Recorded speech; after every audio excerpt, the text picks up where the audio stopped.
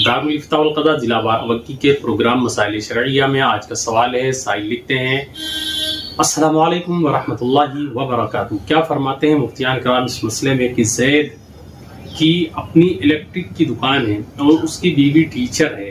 घरेलू काम या खर्च में ज़ैद अपनी बीवी का पैसा पगार इस्तेमाल कर सकता है, यानी उसकी तनख्वाह इस्तेमाल कर सकता है या नहीं?